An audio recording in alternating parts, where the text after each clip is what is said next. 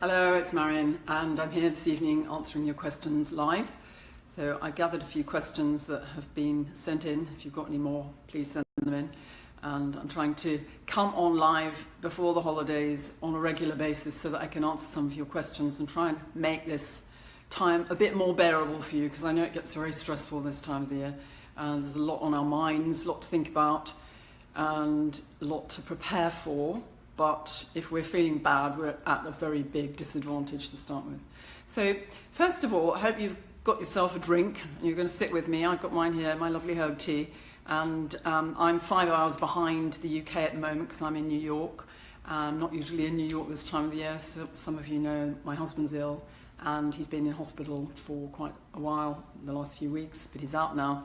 So this afternoon we went for a gorgeous walk in Central Park, and it's been snowing here.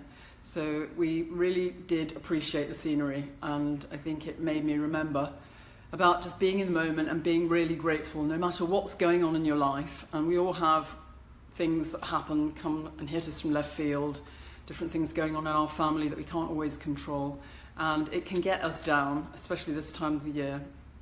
So it's really important to be in the moment, and no matter what you're dealing with, no matter how bad your symptoms are, just try and think of something that you can be really grateful for and focus on that. And in fact, I often get my patients to make gratitude lists when they're feeling down or they're feeling really stressed and panicky, because then they can focus on that when they're feeling bad and they can remember all the different things they've got to be grateful for. So I'm just focusing on that today because I've been doing it myself, and really, if you've had snow and if you've had the chance to get out, it is a wonderful time of the year before it all turns to slush. And it's really important to appreciate the scenery. Take some pictures, even if you're just taking them in your mind, so that you remember what these lovely... And today here it was very sunny, so it was a really picture book kind of situation. Anyway, so let me get on and answer some of your questions. I'm not taking these in any particular order, but there are a few that have stuck in my mind. So one of them, I think Karen was asking about the fact that she's going into perimenopause and wanting to get her FSH, her hormones, measured, and wanting to know what the measurements really mean, and should people go and get their hormones measured when they're going into perimenopause or not. So I have got quite a lot to say about this, because hormone testing isn't very accurate, and lots of women do go into perimenopause and your hormones fluctuate during your cycle. So if you've still got that cycle going, you're going to expect to get fluctuation. And so one day's test may not be the same as the next day's test, so it can be a bit strange. And also, if you've got a cycle going, the test that you have in the first part of your cycle will read completely differently to the test you have in the second part of your cycle. So it depends what you're trying to achieve. What we're trying to measure at menopause is something called follicle stimulating hormone, known in the trade as FSH. And that starts off really low, up to about 3. And it can go right the way up to about 80 when you're going through the menopause. And why does it rise? It's a very good question. And the answer to that is, you may remember me saying before, that what is a hot flush? It's the brain trying to kickstart the ovaries back into function because it doesn't get what's happening in your body, because 100 years or so we weren't living much past 50. So now, when your ovaries fail, the brain doesn't understand why, so it sends these thermal surges through your body to try and get the ovaries functioning again. And that's the follicle stimulating hormone. It sends the follicle stimulating hormone through, and that's why it elevates in your body. So the way to deal with that is to get your nutrients and your estrogen levels into an optimum range, which you can do naturally. And then everything seems like it's on an even keel, and so you can fool the brain into thinking you've got normal circulating estrogen again, and you don't need those surges anymore because the brain thinks you've got circulating estrogen. So it's not rocket science, it's just learning how to meet your body's needs. So hopefully that answers your question. So you don't all need to rush off and have your hormones measured. You can bet your bottom dollar when you're going through the menopause that your FSH will go up until you get things leveled off again. You can get some home testing kits. They don't cost more than about £5, and they're like a dipstick, like a urine test, and you can just dip the stick in your pee and it will tell you what your FSH levels are. But it's not really important. You don't really have to go, certainly you don't need to bother your doctor. Your doctor won't standardly measure your FSH levels if you're at the right stage in the menopause, because it would, apart from anything else, it would probably break the National Health Service financially. So that's that dealt with. What did I want to deal with? Hang on a second, let me just grab my iPad, because there are a few things I wanted to talk about. Oh, I know, another one was hair loss. So with hair loss, there are lots of people writing about hair loss, and some people don't lose any hair going through menopause, and other people lose lots. So I think it's a symptom that is probably not as common as all the other symptoms, but if you suffer with it, it can be very embarrassing and very depressing. So there are things that you can do. First of all, one of the reasons why you lose your hair can be to do with the fact that you've got low iron stores, or your thyroid gland isn't functioning very well. So what you can do is go and ask your doctor to measure your thyroid function, and also to measure your iron stores, particularly serum ferritin, which is a measurement of low iron, and that's more so than hemoglobin. So hemoglobin is a measurement of the red blood, the old blood in the red blood cells, and serum ferritin is a measurement of the new iron stores. So if you've got low levels, or if your thyroid's not working properly, then you need to get those back on track, and you need to fill yourself up with iron-rich foods and maybe some iron supplements, and that can help with new hair growth.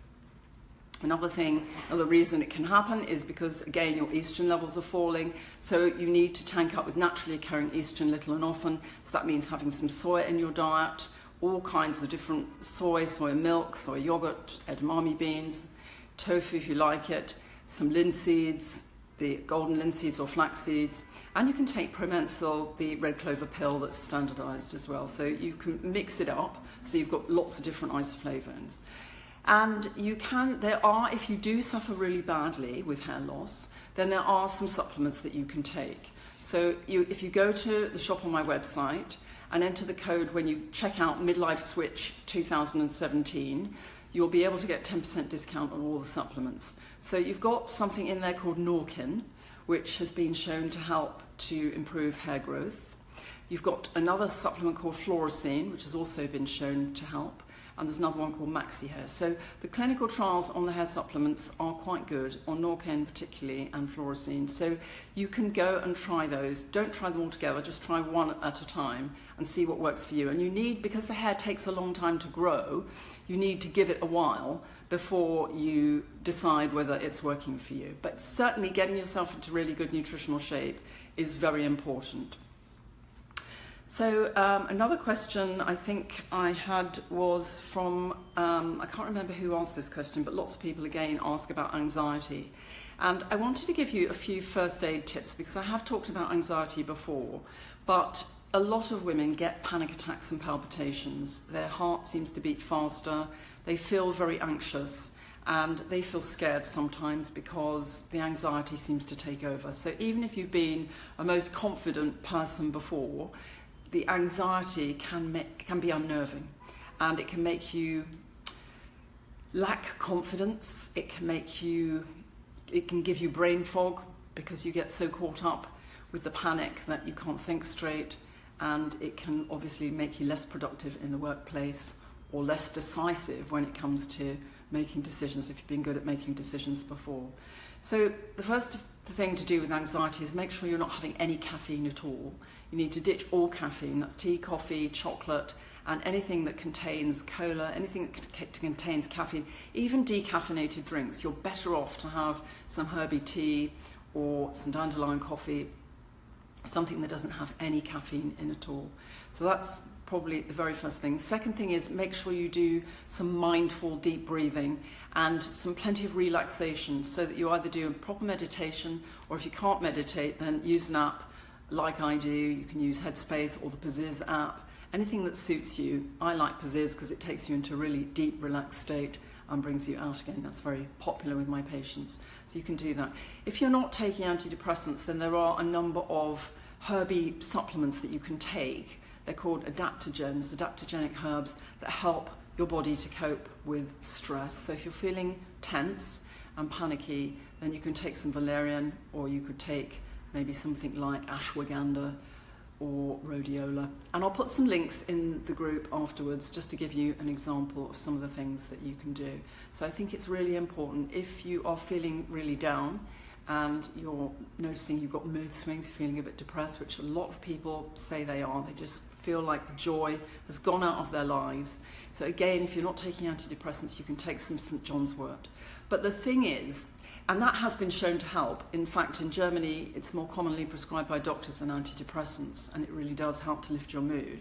But you can't really expect one pill to do everything at this time. So I urge you to learn how to meet your needs properly, so that you're doing a whole gamut of things. Because on my program, which has been running for over 26 years and helped women, literally tens of thousands of women all around the world, to be symptom-free, it's really making dietary changes, getting the junky stuff out of your diet and the good nutrients in, so you get your nutrients back into an optimum range, taking the naturally occurring estrogen in, making sure you're exercising, doing the relaxation, and taking the right kind of supplements for your symptoms and for your body. So it's very important to do all of those things together.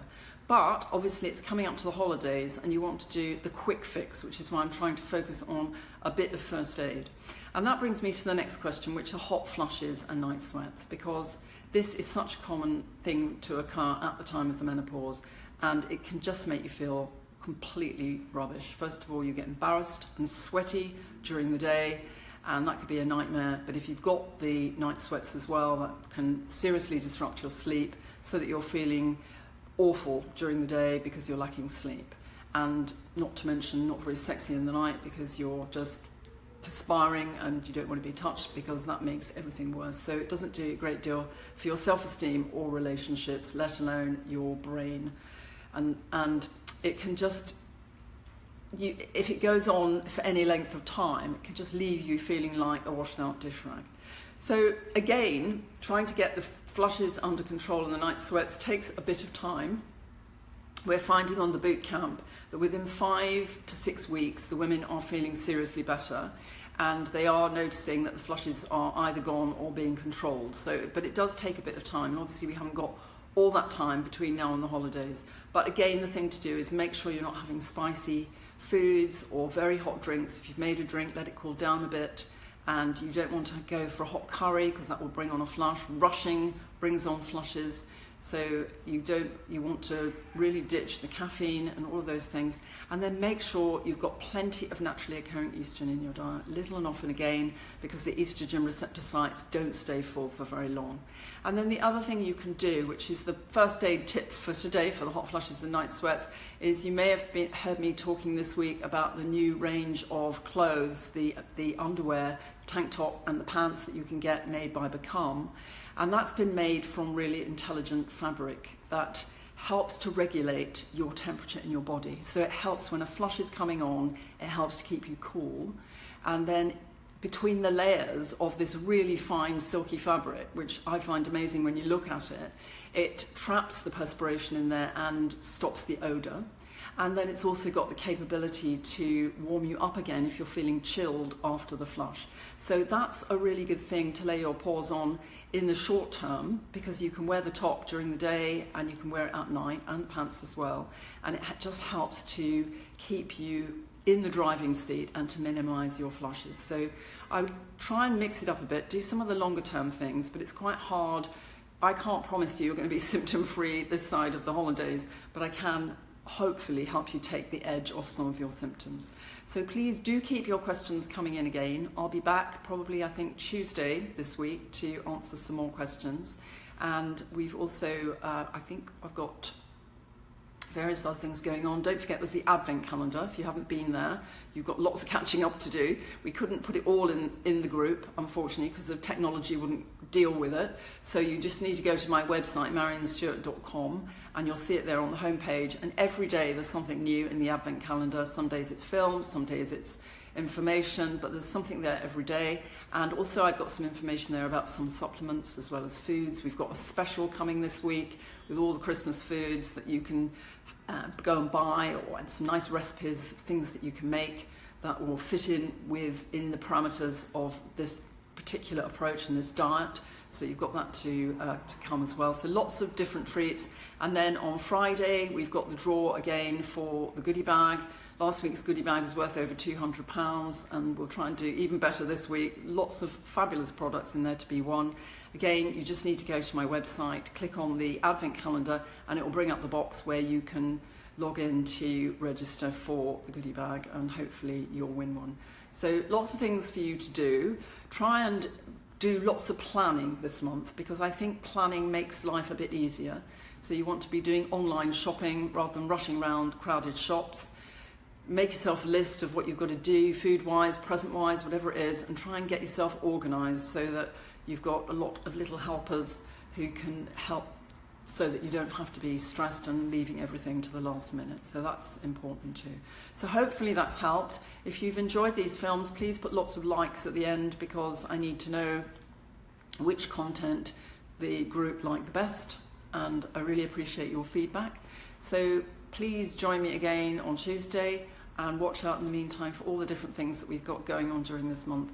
And I do hope that these things are helping to lift your spirit, because that's what I'm hoping to do, so that you feel that there is a light at the end of the tunnel, and that you come to realise that in 2018 your resolution for the new year is to get your symptoms under control, so that you can grab your life back, reclaim your well-being, and get back to being your energetic, sexy self. Because no matter whether you're going through perimenopause, menopause, or even post-menopause, you can and you have every right to feel well at this life stage and be awesome, so that you can achieve whatever it is you want to achieve. Just enjoy yourself, your relationships, your work, your grandchildren, whatever it is.